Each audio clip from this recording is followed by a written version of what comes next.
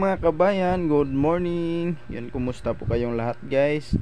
Sana okay lang kayo palagi. And shout out po sa lahat ng mga viewers dyan, sa lahat ng sumusuporta po sa channel namin. Yan, yun, ano pala tayo ngayon guys, mag spray yan. Tapos na po tayong magtimpla ng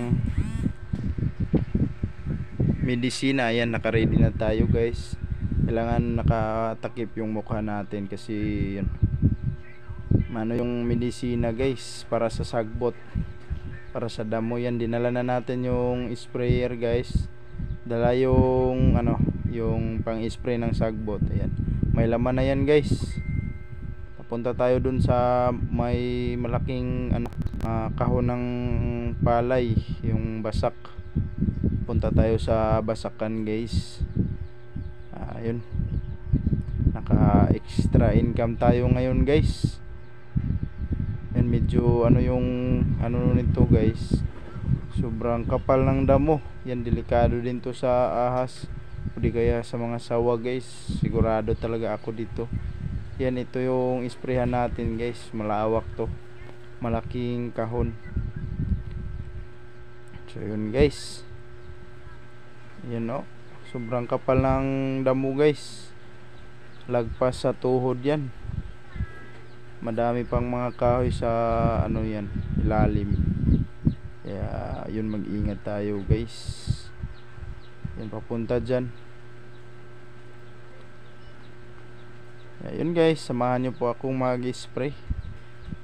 Ingat kayo palagi. Yan, lalo na po sa Panginoon yan. Maraming salamat Lord.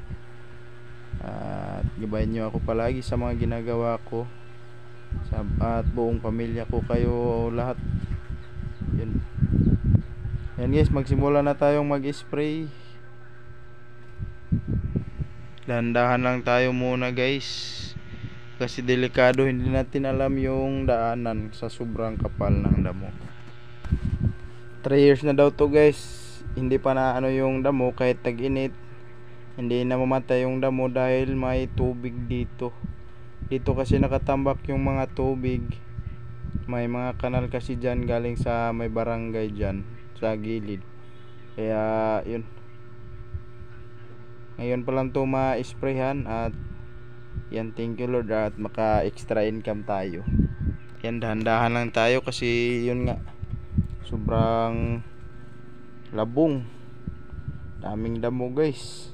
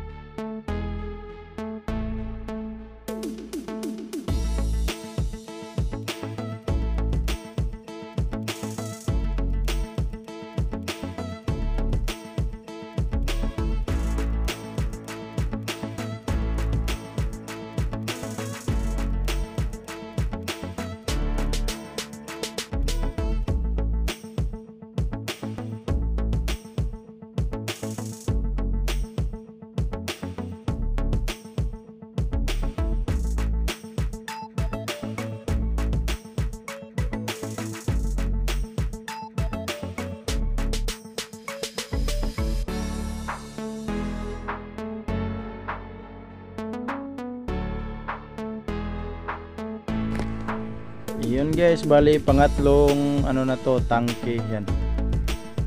At yung ano nila, kalubian dito guys, pa-sprayhan din nila. At sinabihan na daw nila yung mga kapitbahay nila na hindi palagyan ng mga baka at kabaw at ibang mga hayop. Kasi yun delikado guys, kasi na-sprayhan na yung mga damo. Pag once makain to ng mga alagang hayop yan, baka delikado yung mga hayop. Kaya yun, sabi ko na pagsabihan yung mga kapitbahay nila na i-safety na.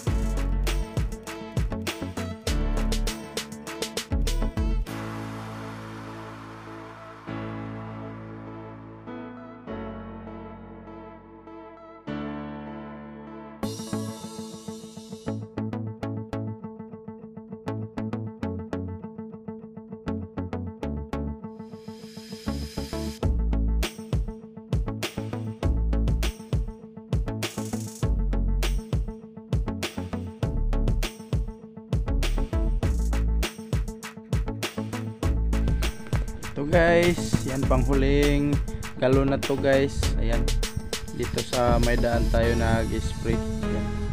Maano din dito guys, yan yung mga gabi, yan wala na yan. Sabi nila isama daw sa spray yan. Ilang days lang to guys, yan talagang mamatay yung mga damo dito. Sobrang ano ng medisina. And guys, bye bye.